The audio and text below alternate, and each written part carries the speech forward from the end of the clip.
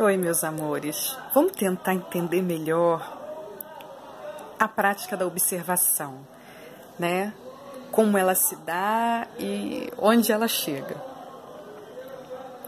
Entendam bem, o observador, como ele só observa, tá? Não estou falando de uma observação visual, estou falando de uma observação da consciência ou a chamada mente búdica, vamos dizer, uma mente, né, além dos condicionamentos, né, livre, sem marcas.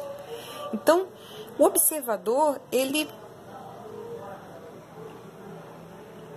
não tem vontade, ele não tem, ele apenas observa. Então, ele está ali numa condição de neutralidade, né? Quando você fica nessa observação do que se passa no seu interior, o pensamento surge, você deixa aí, vem outro, você deixa aí, você não se engaja, você fica naquela, né, como quem está sentado assistindo, né, na arquibancada, o carnaval passar. Quando você fica nessa condição, você não é nessa condição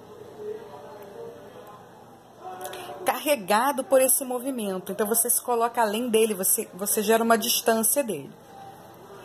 E aí, conforme você vai estabelecendo esse distanciamento, você acaba por alcançar uma condição de liberdade frente a esse movimento. E aí, nesse momento,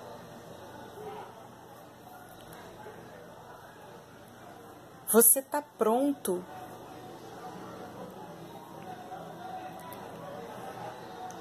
para olhar para si. Então, quando você olha para o próprio observador, engraçado isso. O observador é o quê? Não é esse nível de liberdade? E aí você ousa, de repente, olhar para o próprio observador. Nesse momento você está olhando para si mesmo, na sua pureza, na sua essência, né? E aí a unidade se dá.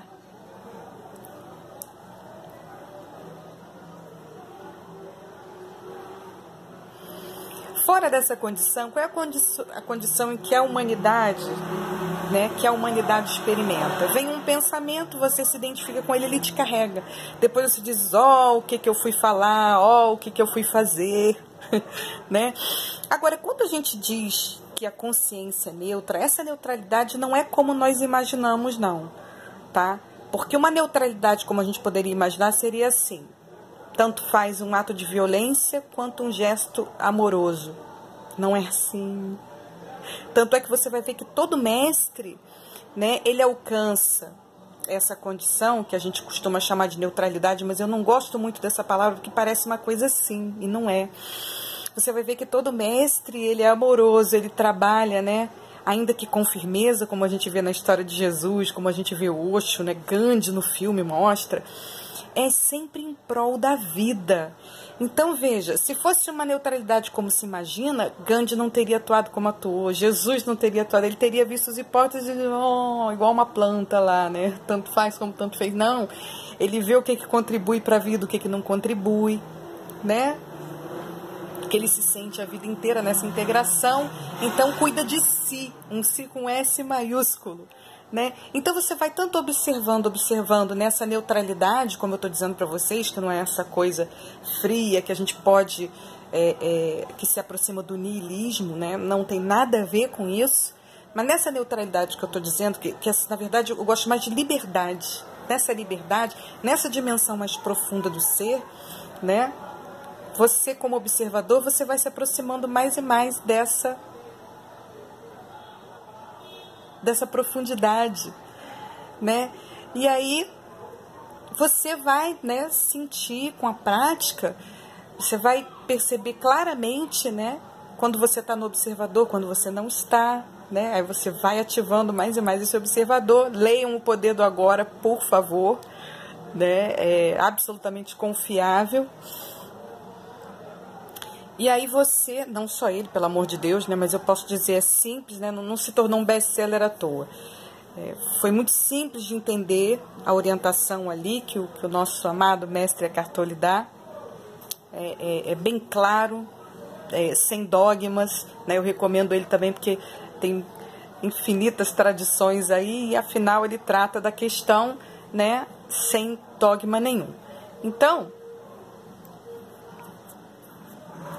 quando você tiver já essa intimidade, saber direitinho que você está ali no observador e tal, você vai ousar olhar para ele. Quando você olhar para ele, há uma unidade. Você vai sentir que não há mais separação nenhuma. Não há mais quem observe. E aí há essa manifestação livre, né, que muitos chamam de neutra. Eu acho que é perigoso esse termo. Como eu disse, a gente pode cair nessa coisa de que, né, a violência seja a mesma coisa que um cuidado com a vida, né? Você vai ver que nenhum mestre ele deixa de ter cuidado com a vida, né? Ele sempre vai atuar, né, isso que a gente chama de neutralidade. O mestre vai ter sempre uma atuação em prol da vida. Então você vê que não é essa coisa assim neutra. Você faz uma ação positiva, ou seja, uma ação em prol da vida, em cuidado da vida, você se sente bem. Por quê? Porque a verdade é a unidade, nós somos a vida. Então, não é assim, qualquer coisa, não. Você não vai ter uma atitude em destruição a si mesmo, né?